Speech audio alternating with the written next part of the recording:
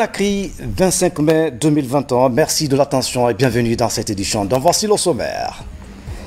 La Guinée célèbre ce mardi la date de création de l'OUA, devenue l'Union africaine. L'événement se tient dans un contexte de crise sanitaire.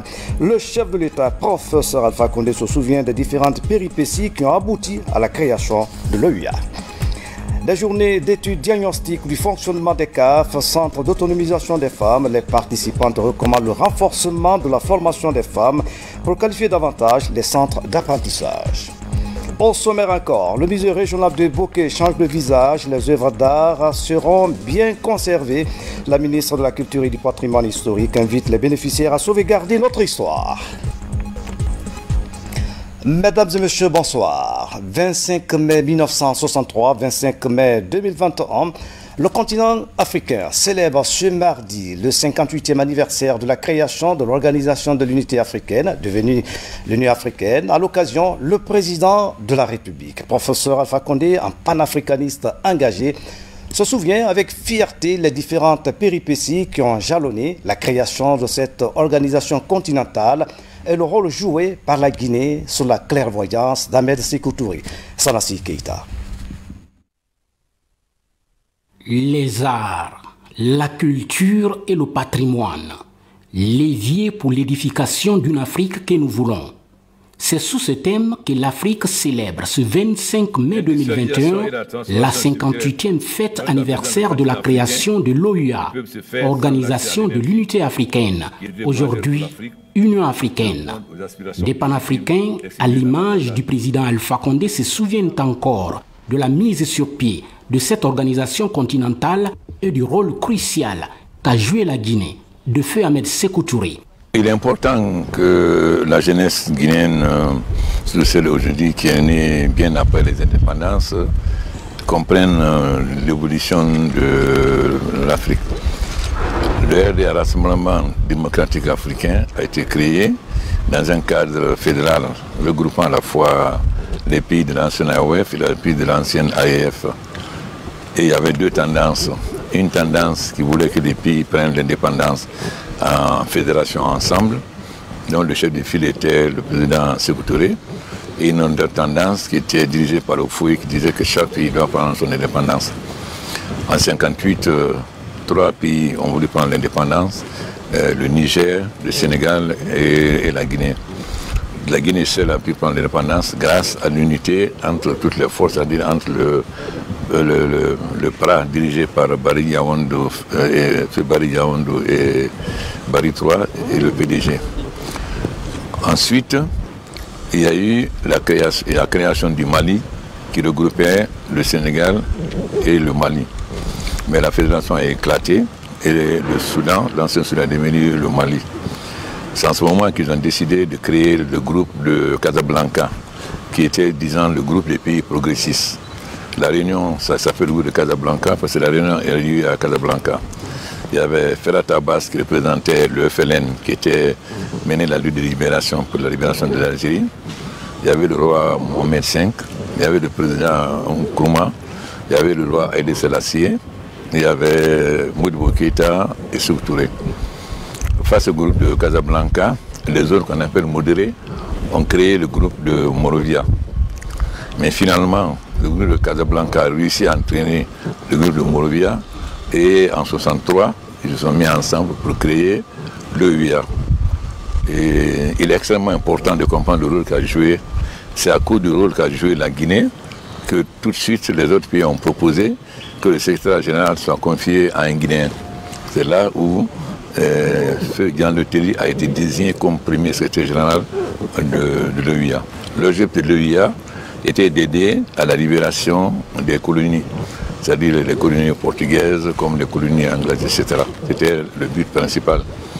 Et vous savez que la Guinée a accompagné la Guinée-Bissau dans sa lutte d'indépendance. Le président Conté dirigeait le contingent guinéen à la frontière, contingent guinéen qui participait. La Guinée a accompagné le Mozambique, comme il a accompagné l'Angola. Il ne faut pas oublier que le président Mandela et son ami Beki, le père de Thabo Mbeki, ont fait leur formation militaire à Kindia. La Guinée a eu un rôle extrêmement panafricain. Mais celui qui symbolisait vraiment le panafricanisme, c'était le président Nkrumah, qui a écrit son livre « L'Afrique doit s'unir ». Et il a dit, si l'Afrique s'unit, voilà ce qui va arriver. Mais si l'Afrique ne s'unit pas, voilà ce qui va arriver. Donc l'OUA a mené le combat pour la libération des pays des anciennes colonies, ce qu'a réussi. Évidemment, il y a eu la guerre d'Angola qui a duré. L'Afrique du Sud est intervenue, de la partie est intervenue pour aider l'UNITA à lutter contre l'MPLA. Et le Cuba est intervenu. Mais comme Cuba était très loin de l'Angola, il y a eu une rencontre à Conakry entre le président Neto, le président Fidel Castro et le président Sékou Touré. Et la Guinée a servi de transit, c'est-à-dire les troupes skikbènes qui allaient en Angola transitaient d'abord par Conakry. Donc la Guinée a joué un rôle extrêmement important comme panafricain. Ce qui fait que nous qui voyons la situation intérieure et que nous nous opposions au PDG parce que nous estimons que nous n'avons pas soutenu pour qu'on ait le Cambouaro. Par contre, à l'extérieur, le président Sékou Touré était très populaire. Et les Congolais lui disent que c'est grâce à lui qu'il y a eu leur révolution, parce qu'il a été invité par le président Yulu en 1963, et publiquement, il a traité les ministres de voleurs. Donc à la fin du meeting, la présidence a commencé à créer ce ministre voleur. C'est ça qui a entraîné la chute de Fulbert Yulu en 1963. Ce qu'on peut dire, c'est que, au fond, la petite bourgeoisie africaine se reconnaissait dans le président Sékou Touré. Les anciennes colonies françaises où la France-Afrique était symbolisée par Foka, et comme le gouvernement français faisait tout pour renverser Sékou Touré, il ne faut pas oublier que le premier premier ministre du Sénégal avant l'indépendance, Mamadi Dia, a écrit au général de Gaulle pour dire cesser d'utiliser le territoire sénégalais pour déstabiliser la Guinée.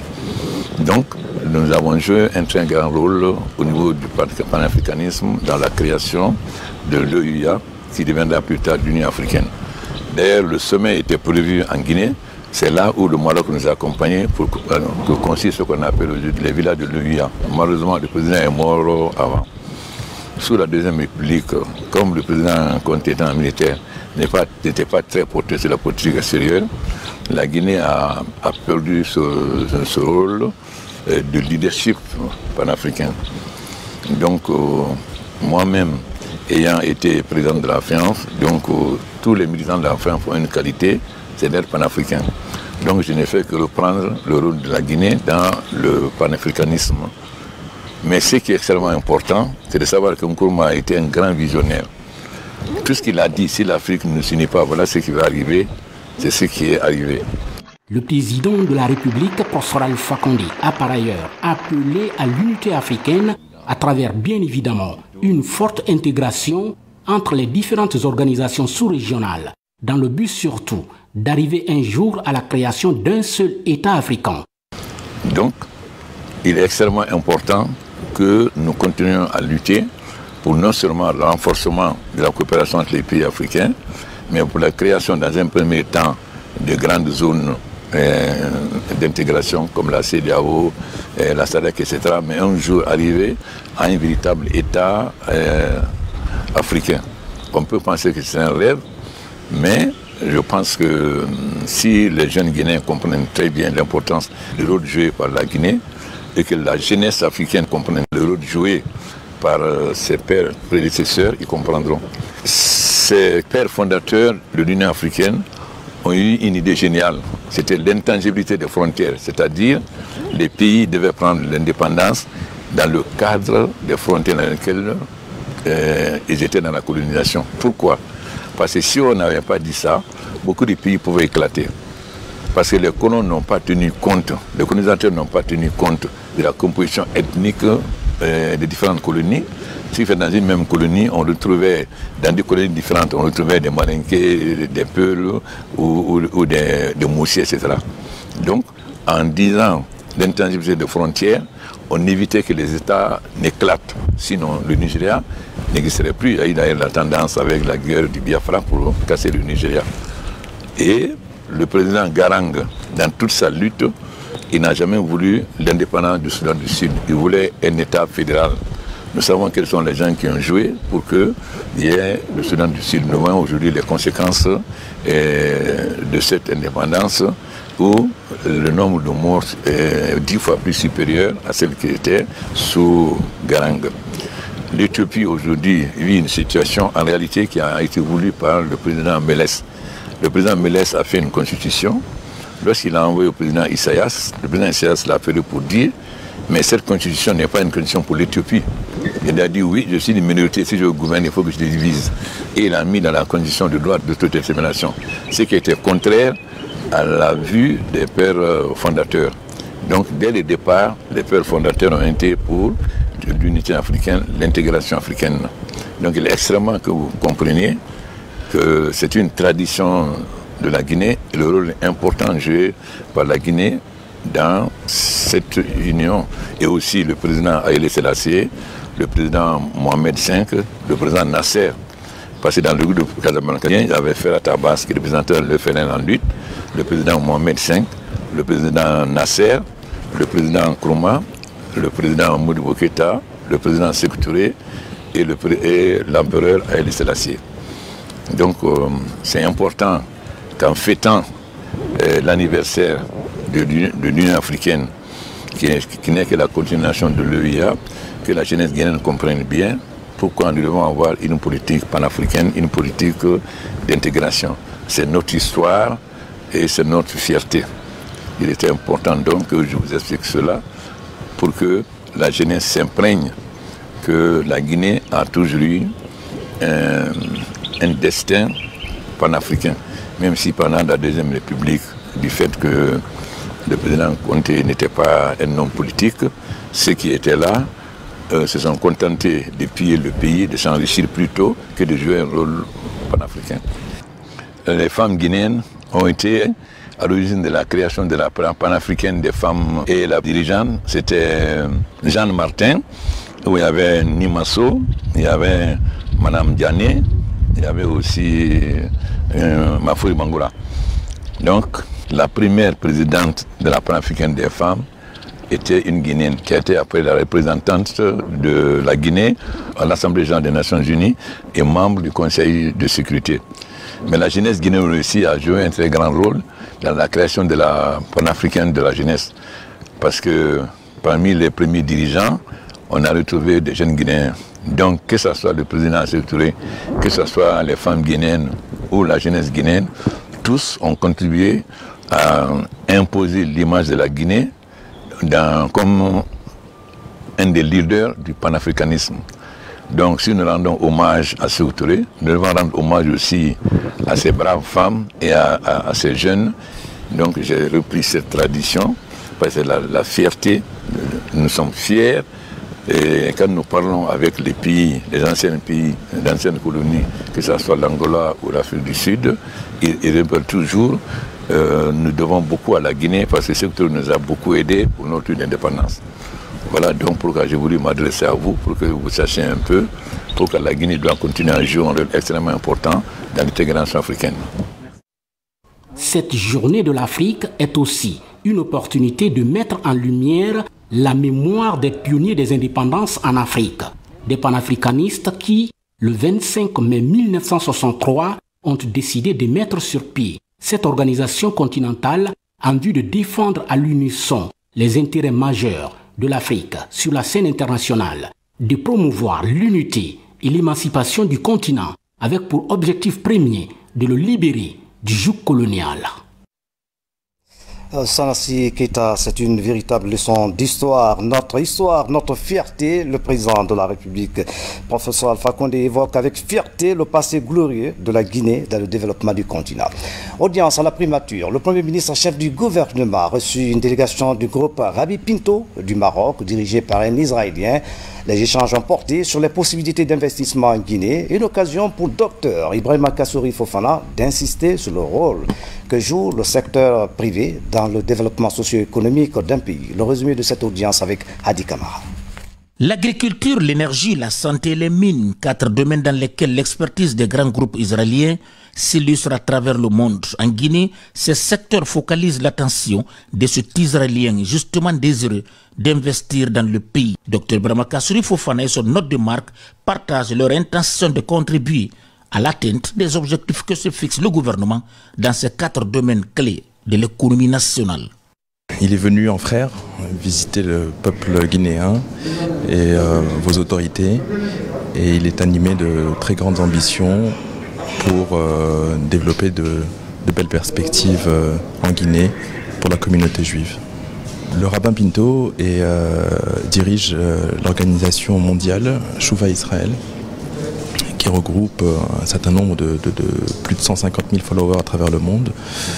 Et la communauté d'affaires du rabbin est très importante et il veut absolument favoriser le développement et l'expansion de leur business en Guinée dans des secteurs qui leur miniers et agricoles. Le Premier ministre Dr Ibrahima Kassouri Fofana, ouvert aux investisseurs, a notamment expliqué l'ambition du chef de l'État, professeur Alpha Condé, à diversifier l'économie guinéenne tout en mettant l'accent sur le secteur primaire pour atteindre l'autosuffisance alimentaire. Sur le plan économique, il a partagé avec lui les perspectives promoteuses qu'affiche le pays avant de le rassurer de la disponibilité du gouvernement à soutenir toute initiative visant à développer la Guinée, à créer de l'emploi et à lutter contre le chômage. Je vous le disais en titre, le ministère des Droits et de l'Autonomisation des femmes vient d'organiser à Conakry des journées d'études diagnostiques du fonctionnement des CAF. Au nombre des recommandations issues des travaux, le renforcement de la formation pour mieux qualifier les centres d'autonomisation des femmes. Djene Yansani a suivi les travaux. Exprimé par les responsables des centres d'autonomisation des femmes a été immédiatement pris en compte par le ministère. Le département, dans le cadre de la mise en pratique de la politique gouvernementale, a organisé cet atelier sous l'élaboration des projets. L'initiative vise à permettre aux bénéficiaires de monter des projets qui pourront être accompagnés par des structures publiques ou privées dans le cadre de la mobilisation des ressources. Pour mobiliser les ressources, il y a des préalables. Il faut répondre à des besoins et la meilleure façon d'exprimer ces besoins, c'est de les mettre dans des projets bancables, acceptables par les partenaires, qu'ils soient privés ou publics. Donc c'est cette technique que nous leur enseignons pour qu'ils puissent décrire, n'est-ce pas, les problèmes qu'ils vivent au quotidien en termes de projets, les formaliser en termes de projets en suivant les principales étapes d'élaboration d'un projet jusqu'au financement, à la mise en œuvre et suivi évaluation et à l'évaluation. Après ici, nous allons pouvoir nous-mêmes faire nos projets, monter nos projets, envoyer aux bailleurs pour chercher des financements et venir exécuter ce projet dans nos différents centres. Les 33 CAF préfectoraux et ceux de la zone spéciale de Conakry sont représentés à cette formation. Plusieurs autres recommandations adoptées récemment lors des études diagnostiques sont prises en compte par l'atelier. Avec ces circonstances de restriction économique et sanitaire, il est vraiment fondamental que nous nous remettons en cause en termes de mobilisation des ressources afin de pouvoir réellement réussir la mobilisation des ressources financières de ces centres d'autonomisation des femmes dans l'intérêt exclusif des femmes et filles. Avec cette formation, les femmes des CAF du pays seront outillées en technique de montage de projets, un des domaines où elles ont besoin d'améliorer leurs compétences pour renforcer le programme national d'autonomisation. Le nouveau bureau de la Fédération nationale de la pêche artisanale du Guinée multiplie les contacts avec le gouvernement et ses partenaires. Objectif, présenter les grandes orientations de la structure et renouer les relations avec les différents services déconcentrés du ministère des Pêches, de l'Aquaculture et de l'économie maritime. Plusieurs défis sont à relever à Bleyalo. Comment renouer le contact et rétablir la confiance avec ses différents partenaires? Voilà un des chantiers auxquels le bureau de la Fédération nationale de la pêche artisanale de Guinée et Activités Connect s'attaque à l'urgence. Au Centre national des sciences halieutiques de Boussoura, tout comme à l'Office national de contrôle sanitaire des produits halieutiques, à la Direction nationale de la pêche continentale et celle maritime. Ces acteurs présentent le plan d'action de la fédération et les projets à réaliser à court, moyen et long terme. La page qui est tournée ne doit plus revenir. La souffrance que nous avons endurcie doit nous servir de leçon. L'expérience est un bon maître. Nous avons souffert pendant une décennie. Donc ça n'a pas donné de fruits. La prise de conscience que nous avons faite pour composer cette unique fédération doit nous servir de leçon. Cette série de rencontres permet de créer un cadre de dialogue entre l'administration et les acteurs de la pêche artisanale, car ce sous-secteur joue un rôle important dans l'amélioration du panier de la ménagère. C'est une très bonne initiative. Avec la naissance d'une seule fédération, si les pêcheurs artisans parlent d'une seule voix, la recherche a beaucoup à gagner. Car les informations de la pêche artisanale ne peuvent être obtenues de façon fiable sans les acteurs de la pêche artisanale. Essayer, en rapport avec l'administration concernée, le ministère de la Pêche, aménager les ports et débarcadères, mettre tous les circuits, les unions en place, les énumérer, pouvoir travailler normalement main dans la main, les entités, pouvoir les organiser jusqu'au niveau de la structure fêtière à leur niveau. Désormais, cette fédération est l'unique organe qui sert d'interlocuteur pour la pêche artisanale. C'est pourquoi plusieurs chantiers sont annoncés. Il s'agit entre autres de la restructuration interne de toutes les organisations de la pêche artisanale et le déguerpissement de certains occupants nuisibles dans les différents débarcadères du littoral. Dans l'actualité encore, le développement de la pisciculture en région forestière figure au nombre des préoccupations de l'État et ses partenaires. Les acteurs de la filière et bailleurs de fonds se sont retrouvés à cet effet à Zirikouré pour échanger autour des modèles de production piscicole dans le but d'accélérer le développement de cette activité dans la région. Bomer Saliou Paye, notre correspondant permanent dans la région. La production piscicole est de nos jours confrontée à de nouveaux défis et enjeux. Accès au financement et aux moyens de production, diversité des approches d'intervention, adaptation de l'offre à la demande du marché ou encore le changement climatique. D'où la nécessité d'agir en concert avec tous les acteurs impliqués. Depuis 2020, l'année dernière, on a monté un plan d'action, un plan stratégique pour 5 ans. Alors, pour l'exécution de ce plan, il faut partager les idées avec les partenaires. Certes, ce qu'on a fait, ce n'est pas complet. Nos partenaires pourront ajouter quelque chose qui pourra être possible dans l'intérêt même de la mise en œuvre du projet. Pour les 5 années à venir, les acteurs piscicoles devraient s'approprier de l'expérience et de la vision de la Fédération des pisciriculteurs de la Guinée forestière afin d'améliorer la pisciculture commerciale familiale Piscofam. Au jour d'aujourd'hui, c'est d'accompagner cette fédération et dans la discussion qui sera à l'ordre du jour aujourd'hui, c'est-à-dire que sur le plan stratégique de la fédération sur les 5 ans, c'est aussi de chercher à discuter avec les différents partenaires qui sont là, présents au jour d'aujourd'hui, pour trouver des voies et moyens pour s'accorder, pour qu'on puisse aider cette fédération des pisciculteurs de la Guinée forestière à émerger. Pour mettre sur le marché des protéines de qualité et à moindre coût, la Fédération des pisciriculteurs de la Guinée forestière souhaite l'accompagnement de nouveaux partenaires financiers. Direction Bokeh, où la ministre de la Culture et du Patrimoine historique a procédé à la remise officielle du musée régional à la population de Kakandé. Ce musée a été réhabilité par le chef d'état-major de l'armée de terre sur fonds propres. La cérémonie a mobilisé de nombreuses personnalités. Adjudant Alassane Diaby, correspondant de la presse militaire, était de la partie. Il y a quelques années, le musée régional de Bokeh présentait une image peu réduisante. Avec le concours du chef d'état-major de l'armée de terre, cet édifice historique renaît de ses cendres.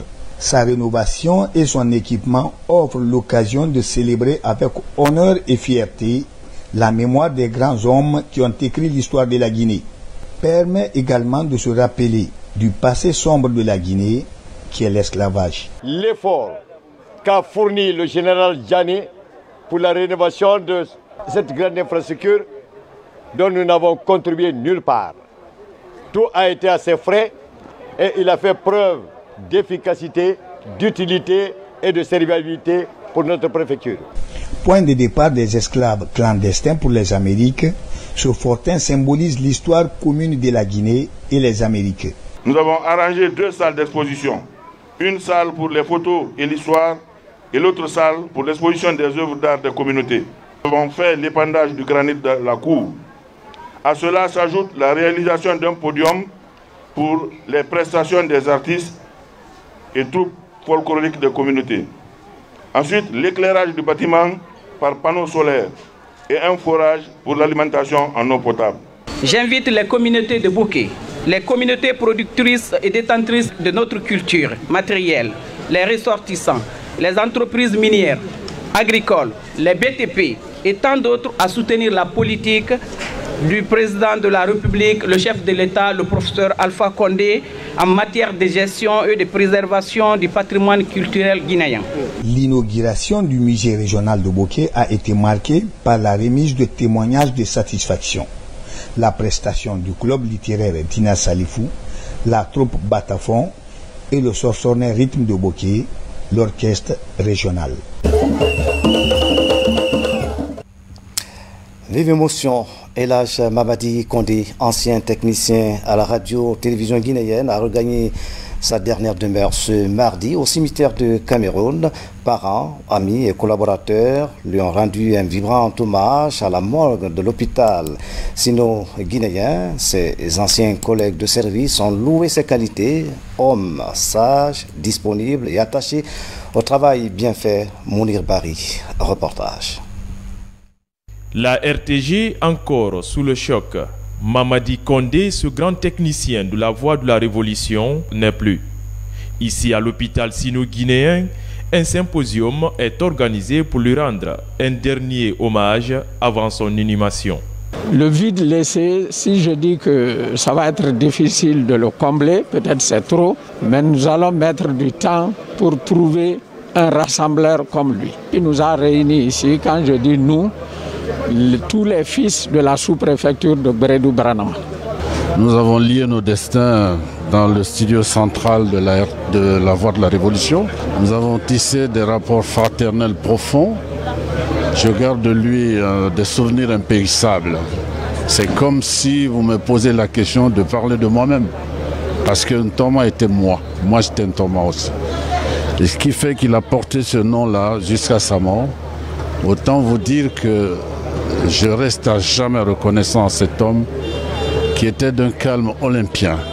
Ce mardi 25 mai 2021 restera longtemps gravé dans la mémoire de ses anciens collaborateurs et travailleurs de la radiodiffusion télévision guinéenne. Nos liens sont indescriptibles. Ce que j'ai retenu pendant les 40 et quelques années, il ne s'est jamais fâché avec moi.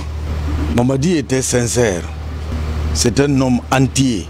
Sous le tricolore national, c'est un technicien compétent, un homme par-dessus tout chahuteur et qui avait l'humilité de passer toujours discrètement son chemin sans troubler les autres.